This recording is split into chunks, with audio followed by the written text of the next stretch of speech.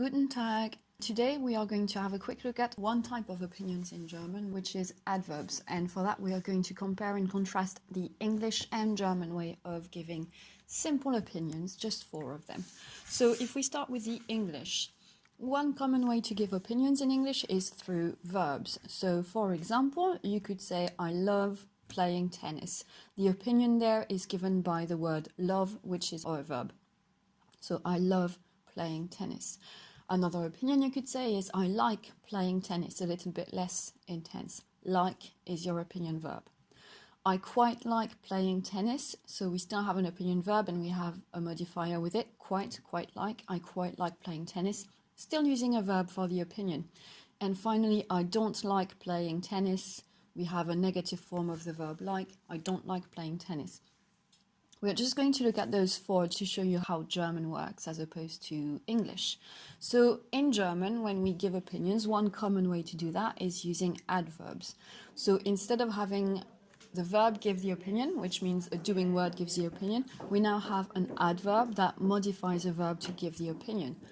So in a way, in English, when you have the sentence, I love playing tennis, love is at the core of it. It's the main information. But in German, we tend to see the opinion as a detail about the verb. So we're going to say, ich spiele sehr gern Tennis. Ich spiele Tennis on its own is I play tennis. And we don't change that in German. We just keep ich spiele Tennis. But now after spiele, which means play, we add an opinion adverb phrase, sehr gern. So that literally means very gladly. But in English, it would be weird to say, I play very gladly tennis. So you translate it into, I love playing tennis. Ich spiele sehr gern Tennis.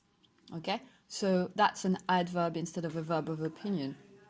What it means is that we change the order in which the ideas are given. We have first the I, ich. Then we have love in English, which is not in the same position in German. In German, we have the idea of playing first. In English, after the idea of loving, you have playing. In German, we have play first and then the idea that you love it. And finally, tennis at the end is the same in both cases. So you basically reverse your opinion and your action. Second example, I like playing tennis. In English, we still have the verb like for the opinion. In German, ich spiele gern Tennis. So gern is for your like, but it means gladly. And we put it after spiele again. So ich spiele Tennis, I play tennis. Ich spiele gern Tennis, I like playing tennis. Next, same principle. I quite like playing tennis in English. In German, that will be ich spiele ziemlich gern Tennis. So we put again our opinion adverb after spiele. Ich spiele ziemlich gern Tennis. I play rather gladly tennis, so I quite like playing tennis. And finally, I don't like playing tennis. We're going to say ich spiele nicht gern Tennis. I play not gladly tennis, which doesn't work that way in English, so we translate that as I don't like playing tennis.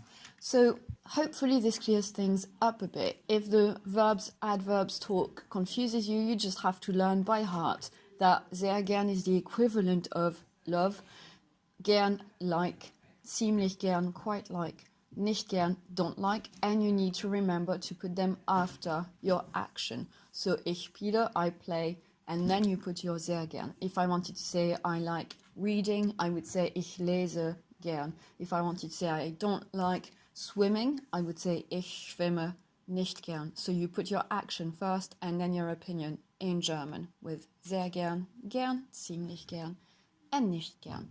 Hopefully that clears things up, and we'll see how we go when we add to that in lessons. Thank you for watching. Don't hesitate to leave any comments, constructive criticism or feedback, like if this was useful, share if you know people this might help, and subscribe if you haven't already done so. And I shall see you later. Tschüss!